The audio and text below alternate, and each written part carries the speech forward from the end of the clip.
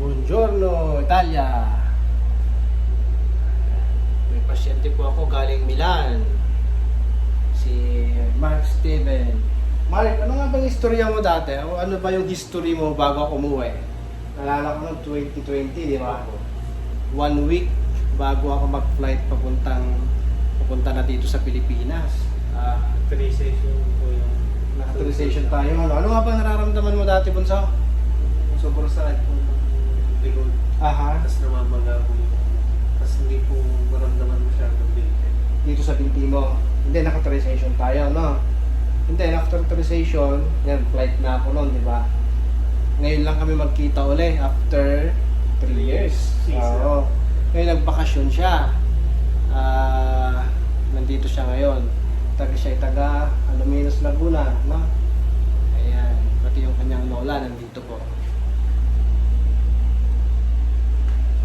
Yun. Hindi kita. Halos para magkaparehas sila ng sakit na maglola. Eto. Buonanno tutti! Buonanno Italia! Kumusta po ang aking mga pasyente dyan, mga Pilipino? Anche tutti italiani e anche altri paesi. Buongiorno e ci vediamo di nuovo in Italia. Namimiss ko na rin ang Italia eh. 3 taon na akong wala doon. Ngayon okay na. Okay na po siya. Natigdagan lang po yun. Doon sa sa pagod dahil ilang oras kang tatrabaho doon? 12?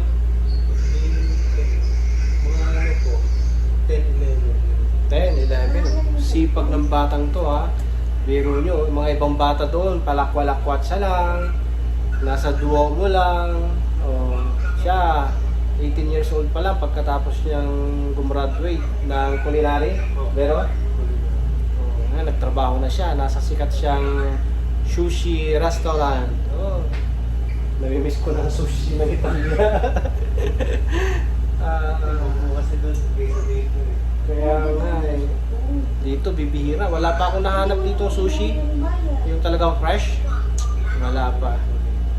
Kaya, tutti miei amici lì in Italia, come stai? Ayan, namiss ako ng mga taga-Italia. Talagang dumayo pa ha. Galing Alaminos. 1 hour and a half o 1 hour? 1 hour na po. 1 hour and a half. Ayan. Tapos bumalik ka na lang. Dilayo, Gaichi. Ayan. Sasakay na ako sa malita. Ayan. Tapos dito naman tayo. Hanggang lola. Ayan. Tulog na po si nanay.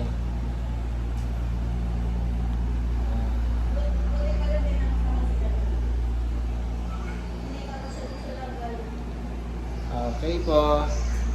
Ay, huwag niyo pong kalimutang i-share at mag-follow sa aking Facebook page, sa aking YouTube channel, sa TikTok, sa aking Instagram.